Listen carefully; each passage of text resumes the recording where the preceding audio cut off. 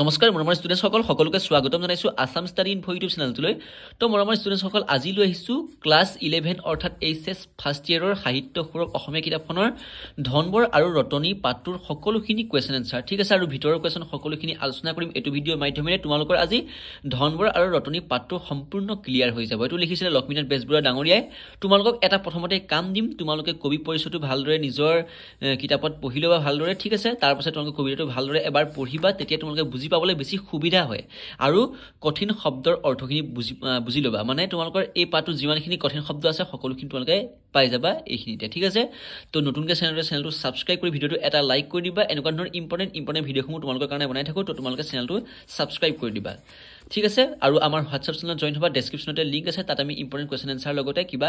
official scholarship আহি থাকিলে তোমালোকক জনাই থাকো ঠিক আছে তো এতিয়া আমি কোৱেশ্চনটা আলোচনা কৰিছো লেটস গো তো মৰমৰ ষ্টুডেণ্টছ সকল তোমালোকৰ মাজলৈ প্ৰথমতে আহিলে অতি চমুৰ প্ৰশ্ন মূল্যাঙ্কন 1 অৰ্থাৎ তোমালোকৰ পাঠ্যপুথিতে আছে যিখিনি অনুশীলনী কোৱেশ্চন এনসাৰ এইখিনি তোমালোকে প্ৰথমতে চাই লবা ঠিক আছে তাৰ সমাধানখিনি মই প্ৰথমতে তোমালোকক কৰি দিম আৰু প্ৰথমতে তোমালোকৰ থাকিব অতি চমুৰ প্ৰশ্ন মূল্যাঙ্কন 1 অৰ্থাৎ পৰীক্ষা তোমালোকৰ 1 নম্বৰীয়া কোৱেশ্চন এইটা আহিব ঠিক আছে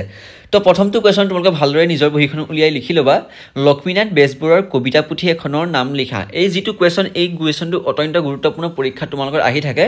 তো উত্তৰ লিখিবা যে লক্ষ্মীনাথ বেজবৰুৱাৰ কবিতা পুথি এখনৰ নাম হৈছে কদমকলি ঠিক আছে কদমকলি তোমালোকৰ লক্ষ্মীনাথ বেজবৰুৱাৰ কবিতা পুথি ঠিক আছে তো 2 নম্বৰ কোৱেশ্চনটো আহিলে লক্ষ্মীনাথ বেজবৰুৱাৰ আত্মজীৱনীখনৰ নাম কি তো লক্ষ্মীনাথ বেজবৰুৱাৰ আত্মজীৱনীখনৰ যিখন নাম তো তোমালোকে এখন সৰুৰ পৰা পঢ়ি আহিছা ক্লাছ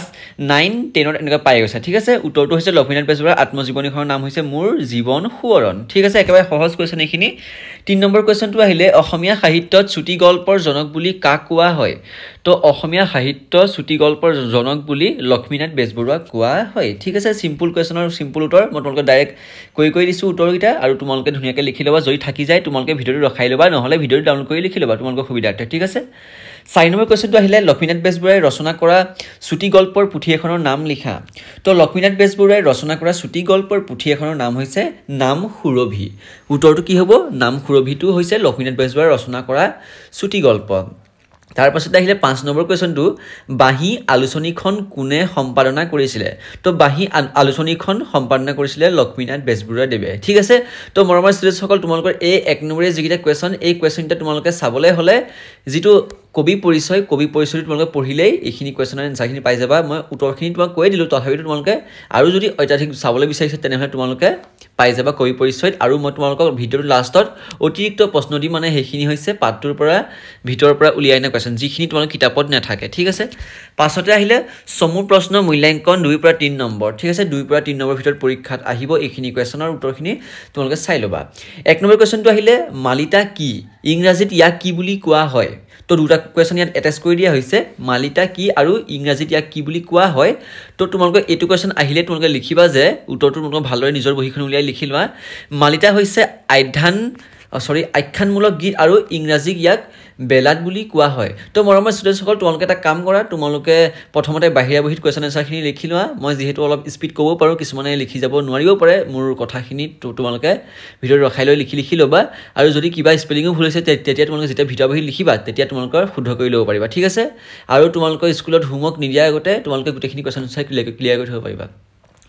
তো উত্তৰ তোমালোক কলো যে মালিতা হৈছে আখ্যানমূলক গীত আৰু ইংৰাজী ইয়াক বেলাত বুলি কোৱা হয় 2 নম্বৰ কোৱেশ্চনটো আহিলে ধনবৰ আৰু ৰতনী কোন তো ধনবৰ আৰু ৰতনী কোন এই কোৱেশ্চনটো খুবেই গুৰুত্বপূৰ্ণ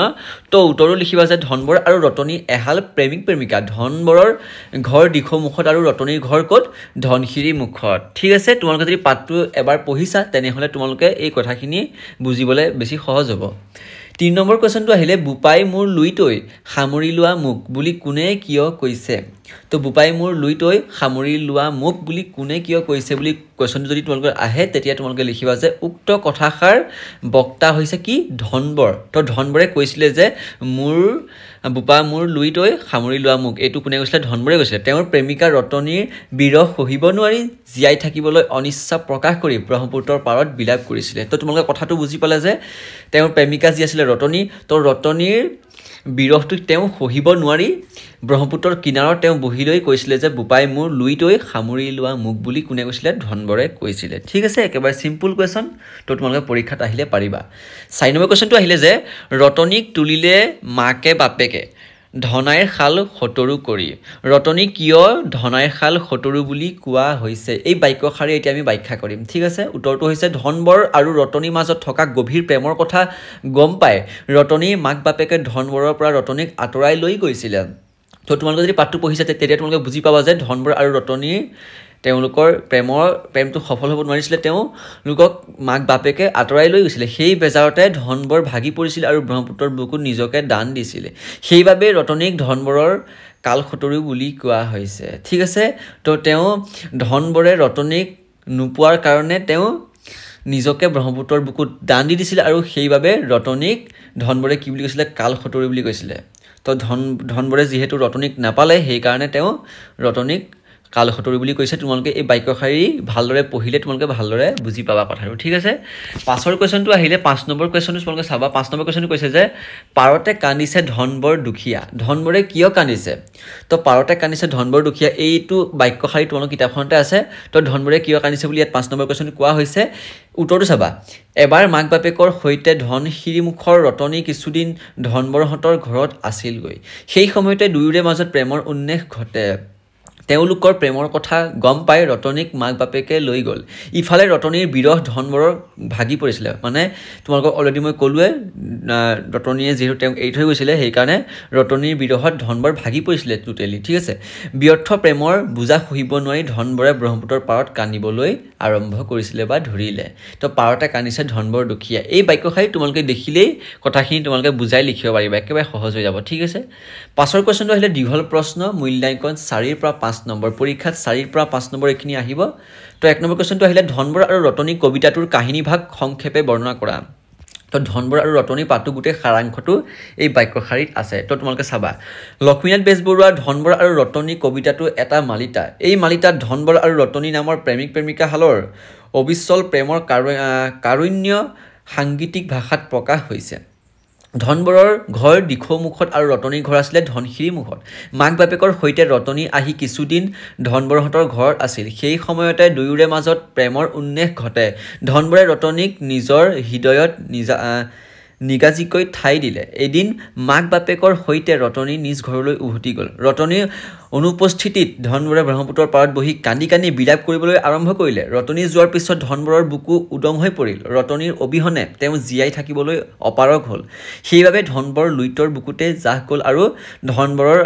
আত্মজাহে পৃথিৱীক শোকৰ বিননি এৰি থৈ গ'ল ঠিক আছে তোমালোকে গোটেই পাঠটোৰ যিটো অৰ্থটো এই বাক্যশাৰীতে তোমালোকে পাই গ'লা ঠিক আছে গোটেই বাক্যশাৰীতে মই কৈ দিয়া হ'ল আৰু এই বাক্যশাৰী গোটেই তোমালোকে এই সাৰাংশটো যদি তোমালোকে চোৱা তেতিয়া তোমালোকে বাকীখিনি যি বুলি কুৱেশ্যন নাহক কিয় তোমালোকে ধুনীয়াকৈ সাজি লৈ লিখি দিব পাৰিবা 2 নম্বৰ কোৱেশ্চনটো আহিলে ধনবৰ আৰু ৰতনী কবিতাটো ধনবৰে কেনেদৰে বিলাপ কৰিছে তো এইটো সেম টু সেম তোমালোকে গম পালাই কেনেদৰে বিলাপ কৰিছিলে তেওঁ নদীৰ পাৰত বহি সকলোখিনি ইয়াত সোমাই দিবা আৰু ঠিক আছে উত্তৰটো মই কৈ দিছোঁ তথাপিতো ধনবৰ আৰু ৰতনী কবিতাটোৰ মাজেৰে ধনবৰ আৰু ৰতনীৰ মাজত থকা গভীৰ প্ৰেমৰ ভাষ্য প্ৰকাশ পাইছে ধনবৰে ৰতনীক নিজৰ হৃদয়ত নিগাজিকৈ ঠাই দিছিল কিন্তু ৰতনী যেতিয়া ধনবৰহঁতৰ ঘৰ এৰি গুচি গৈছিল তেতিয়া ধনবৰৰ মনত আঘাত লাগিছিল সি ৰতনীৰ বিৰহ ব্ৰহ্মপুত্ৰৰ পাৰত বিলপ কৰিবলৈ ধৰিলে আৰু বুকুৰ মাধুৰীলৈ উজাই অহা ৰতনীয়ে যাবৰ পৰত হাতটো সামৰি ধনবৰলৈ খোলাটো এৰি গ'ল বুলি ধনেৰে বিলাপ কৰিছে ৰতনীৰ সৈতে গভীৰ প্ৰেমৰ সম্পৰ্ক গঢ়ি উঠাৰ পিছতো পিতৃ মাতৃক একেটা কথাই জনাব নোৱাৰা ধনবৰে কেনেকৈ জীয়াই থাকে বুলি প্ৰশ্ন কৰিছে ধনবৰৰ বুকু সুদা হৈ মাক বাপেকৰ সৈতে ঘূৰি যোৱা ৰতনীক কালখতৰু বুলি অভিহিত কৰিছে আৰু কবিতাটোৰ শেষৰ ফালে জাগে ৰতনী নাহিবি বিচাৰি নাহিবি মোক বুলি ৰতনীৰ প্ৰতি গভীৰ অভিমান প্ৰকাশ কৰিছে কোনে ধনবৰে ঠিক আছে এই কুৱেশ্যনটোৰ উত্তৰটো তোমালোকে ভালদৰে চাই লোৱা মই তোমালোকে দেখাই দিলোঁ 3 নম্বৰ কুৱেশ্যন আহিলে নেক্সট 3 নম্বৰ কুৱেশ্যন তোমালোকে লিখি ল'বা ৰতনীৰ প্ৰতি ধনবৰৰ প্ৰেমৰ প্ৰকাশ কিদৰে ঘটিছে বৰ্ণনা কৰা তো ৰতনীৰ প্ৰতি ধনবৰৰ প্ৰেমৰ কথা কিদৰে প্ৰকাশ ঘটিছে তোমালোকে চাবা উত্তৰটো হৈছে ধনবৰ আৰু ৰতনী কবিতাটো এটা মালিতা এইটো সকলোৱে ইতিমধ্যে গম পাই আছে তোমালোকে পৰীক্ষাত যদি আহে ধনবৰ আৰু ৰতনী কবিতাটো কেনেধৰণৰ কবিতা তো তোমালোকে লিখিবা যে এটা মালিতাটোৰ মাজে ধনবৰৰ কাৰুণ্যতা প্ৰকাশ পাইছে ধনশিৰিমুখৰ ৰতনী মাক বাপেকৰ সৈতে কিছুদিন ধনবৰৰ ঘৰত থকাৰ সময়তে দুয়োৰে মাজত প্ৰেমৰ উন্মেষ ঘটে তো মৰমৰ ষ্টুডেণ্টসকল এটা কথা তোমালোকে এতিয়ালৈকে যিখিনি পেৰাগ্ৰাফ পঢ়ি আহিছা তো পেৰাগ্ৰাফখিনিৰ পৰা কিছুমান তোমালোকৰ 1 নম্বৰ কুৱেশ্যনো ওলাই আহিব পাৰে তো তোমালোকে সেইখিনিও চাই ল'বা ঠিক আছে ইয়াতে যেনেদৰে এতিয়া মালিতাটো ওলালে তাৰপিছত কাৰুণ্য প্ৰকাশ পাইছে ধনবৰ আৰু ৰতনীৰ এই কবিতাটো কি প্ৰকাশ পাইছে তো কাৰুণ্যতা প্ৰকাশ পাইছে বুলি তোমালোকে লিখিব পাৰিবা পৰীক্ষাত আহি যাব পাৰে তো তোমালোকে লিখিব পাৰিবা ঠিক আছে আৰু তোমালোকে নতুনকৈ চেনেলটো ছাবস্ক্ৰাইব কৰিবা ছাবস্ক্ৰাইবটো এটা কাৰণে কৰিবা তোমালোকৰ কাৰণে এনেকুৱা ধৰণৰ ইম্পৰ্টেণ্ট ভিডিঅ' বনাই থাকোঁ আৰু তোমালোকে বাকীখিনি চেপ্টাৰো চাই ল'বা ঠিক আছে ইংলিছ আছামিজ সায়েন্স সকলোখিনি আছে দুইৰে মাজত থকা প্ৰেমৰ কথা গম পাই ৰতনীক মাক বাপেকে ঘৰলৈ লৈ গ'ল এইটো সকলো ইতিমধ্যে পঢ়িয়ে আহিলোঁ মানে একেখিনি কথাই ইয়াত ৰিপিট কৰি থকা হৈছে আৰু ঠিক আছে ধনবৰ ভাগি পৰিছিলে সি লুইতৰ পাৰত বহি বিলাপ কৰিবলৈ ধৰিলে ৰতনীক অবিহনে ধনবৰে জীৱন যেন ব্যথা তো তোমালোকে চাই ল'বা আৰু ঠিক আছে একেটা তোমালোকৰ পেৰাগ্ৰাফে হৈ যাব গোটেই তাতে একেটা পেৰাগ্ৰাফে তোমালোকে খাটি যায় ঠিক আছে একেটা কোৱেশ্যনে যিহেতু কৰিছে আৰু একেটা পেৰাগ্ৰাফে আছে তো তোমালোকে ভালদৰে লিখি ল'বা এবাৰ আহিলে প্ৰসংগ সংগতি দৰ্শাই ব্যাখ্যা কৰা তো এইখিনি চাগে একেই হ'ব ক নম্বৰ কোৱেশ্যন আহিলে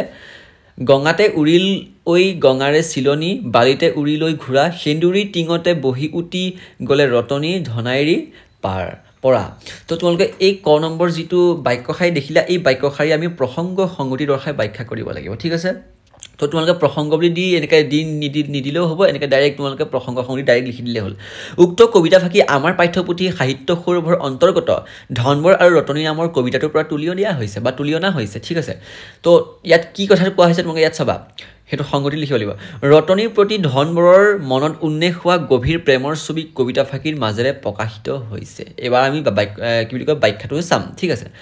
ধনশিৰি মুখৰ ৰতনী মাক বাপেকৰ সৈতে কিছুদিন ধনবৰহঁতৰ ঘৰত থকাৰ সময়তে দুয়োৰে মাজত প্ৰেমৰ উন্মেষ ঘটে এইটো সকলোৱে পাই আহিছোঁ ইতিমধ্যে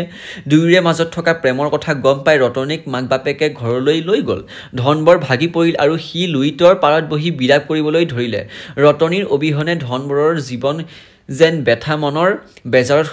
সেন্দুৰী টিঙত বহি উটি যোৱা ৰতনীৰ কালখতৰু বুলি কয় কিয়নো প্ৰথমে ভাল পোৱা দি পিছত বুকুৰ কামিহাৰ ভাঙি ৰতনী আঁতৰি গৈছে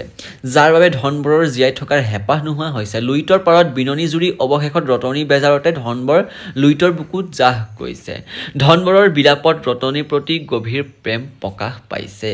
ঠিক আছে এই গোটেই ব্যাখ্যাটো তোমালোকে ভালদৰে লিখি লোৱা যদি থাকি গৈছে ৰখাই লৈ লিখি ল'বা আৰু খুবেই গুৰুত্বপূৰ্ণ এইকেইটা কুৱেশ্যন ঠিক আছে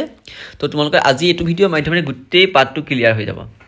খ আহিলে যিটো প্ৰসংগ সংগতি দৰ্শাই ব্যাখ্যা কৰা ফুটুকাৰ তলতে যখিনী ছোৱালী টুক টুক চাপৰি বাই ধনাইৰ ছাতে ৰতনী নাই ঐ কোনে তাৰ মুখলৈ চায় এই বাক্যশাৰী তোমালোকে চাবা প্ৰসংগ সংগতি দৰ্শাই ব্যাখ্যা উত্তৰটো হ'ল উক্ত কবিতা ফাঁকি আমাৰ পাঠ্যপুথি সাহিত্য সৌৰভৰ অন্তৰ্গত ধনবৰ আৰু ৰতনী নামৰ কবিতাটোৰ পৰা তুলি দিয়া হৈছে তো ৰতনীৰ প্ৰতি ধনবৰৰ মনত উন্মেষ হোৱা গভীৰ প্ৰেমৰ ছবি কবিতা ফাঁকিৰ মাজেৰে প্ৰকাশিত হৈছে এইবাৰ আহিলে ব্যাখ্যাটো অসমীয়া ৰূপকথাৰ যখিনী ছোৱালীৰ উল্লেখেৰে কবিয়ে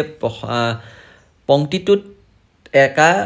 এক চহা ৰূপ দান কৰিছে ৰতনীৰ বিৰহত কাতৰ হৈ পৰা ধনবৰই লুইতৰ পাৰত ৰৈ ৰৈ বিলাপ কৰিছে ৰতনীৰ অবিহনে তাৰ জীৱন ব্যথা যেন অনুভৱ হৈছে ৰতনীকে মনে প্ৰাণে ভাল পোৱাৰ পিছতে ৰতনীয়ে দিয়া বুকু ভঙা বেদনাক কবিয়ে লোক সংগীতেৰে সুৰেৰে কবিতাটোৰ মাজেৰে প্ৰকাশ কৰিছে ঠিক আছে এইটো কুৱেশ্যনো ক্লিয়াৰ তাৰ পাছতে এবাৰ আহিলোঁ মষ্ট ইম্পৰ্টেণ্ট কুৱেশ্যনকেইটা তোমালোকে পাঠৰ পৰা বিচাৰি অনা কুৱেশ্যনখিনি ভিতৰৰ পৰা ঠিক আছে এইখিনি কুৱেশ্যন তোমালোকে ভালদৰে চাই ল'বা কিন্তু প্ৰথমটো কুৱেশ্যন লক্ষ্মীনাথ বেজবৰুৱাৰ হাস্যৰ ৰসাত্মক পুথিকেইখনৰ নাম লিখা তো উত্তৰটো হৈছে লক্ষ্মীনাথ বেজবৰুৱাৰ হাস্যৰ ৰসাত্মক পুথিকেইখনৰ নাম হৈছে কৃপাবৰ বৰুৱাৰ কাকতৰ টোপোলা কৃপাবৰ বৰুৱাৰ উভতনি কৃপাবৰ বৰুৱাৰ ভাৱৰ বুৰবৰণি আৰু বৰুৱাৰ বুলনি ঠিক আছে এইটো কুৱেশ্যন ক্লিয়াৰ 2 নম্বৰ কুৱেশ্যন চাবা লক্ষ্মীনাথ বেজবৰুৱাৰ চুটি গল্পৰ পুথিকেইখনৰ নাম লিখা তো উত্তৰটো হৈছে ডাইৰেক্ট লিখিবা সুৰভি সাধুকথাৰ কুকি জোনবিৰি কেহু কলি 3 নম্বৰ কুৱেশ্যনটো আহিলে লক্ষ্মীনাথ বেজবৰুৱাৰ সাধুকথাৰ পুথিকেইখনৰ নাম লিখা লক্ষ্মীনাথ বেজবৰুৱাৰ সাধুকথাৰ পুথিকেইখনৰ নাম হৈছে বুঢ়িয়াৰ সাধু জুনুকা ককা দেউতা আৰু নাতি ল'ৰা কুৱেশ্যন নম্বৰ 4 আহিলে লক্ষ্মীনাথ বেজবৰুৱাৰ জীৱনী পুথিকেইখনৰ নাম লিখা তো উত্তৰটো হৈছে লক্ষ্মীনাথ বেজবৰুৱাৰ জীৱনী পুথিকেইখনৰ নাম হৈছে দীননাথ বেজবৰুৱা সংক্ষিপ্ত জীৱন চৰিত্ৰ শ্ৰী শ্ৰী শংকৰদেৱ মহাপুৰুষ শ্ৰীমন্ত শংকৰদেৱ আৰু শ্ৰী মাধৱদেৱ 5 নম্বৰ কুৱেশ্যনটো আহিলে লক্ষ্মীনাথ বেজবৰুৱাৰ আলোচনামূলক গ্ৰন্থকেইখনৰ নাম হৈছে লক্ষ্মীনাথ বেজবৰুৱাৰ আলোচনামূলক গ্ৰন্থকেইখন হৈছে the religion of love and devotion Shrikrishna Katha কামত কৃতিত্ব লভিবৰ সংকেত ভাগৱত কথা ঠিক আছে মৰমৰ ষ্টুডেণ্টসকল আজি তোমালোকে ধন বৰাৰ ৰতনী পাঠটো সকলোখিনি কোৱেশ্যন আনসাৰ ক্লিয়াৰ হৈ গ'ল তোমালোকে এইখিনি কোৱেশ্যন ভালদৰে নিজৰ ভিতৰৰ বহি লিখি লোৱা আৰু এতিয়াই মনত ৰাখি লোৱা যদি কিবা বুজা নাই তেনেহ'লে মোক কমেণ্ট বক্সত জনাবা মই বুজাই দিম কোনো চিন্তা কৰিব নালাগে আৰু তোমালোকে আমাৰ ডেছক্ৰিপশ্যন নহ'লে কমেণ্ট বক্সত প্ৰিণ্টত চাবা এটা লিংক আছে সেই লিংকটোত ক্লিক কৰাৰ লগে লগে তোমালোকে আমাৰ হোৱাটছআপ গ্ৰুপত আহি যাবা তাত আমি ইম্পৰ্টেণ্ট কিছুমান নটিছৰ লগতে ইম্পৰ্টেণ্ট কিছুমান স্কলাৰশ্বিপ আৰু ইম্পৰ্টেণ্ট কুৱেশ্যন এনচাৰ আলোচনা কৰোঁ ঠিক আছে নতুনকৈ চেনেলটো ছাবস্ক্ৰাইব কৰি নটিফিকেশ্যন বেলটো অলপ ক্লিক কৰি দিবা আৰু তোমালোকে সকলো ফাৰ্ষ্ট ইয়েৰ ষ্টুডেণ্টকে এইটো ভিডিঅ' শ্বেয়াৰ কৰি দিয়া তো আজিলৈ ভিডিঅ'টো ইমানেই ধন্যবাদ জয় আই অসম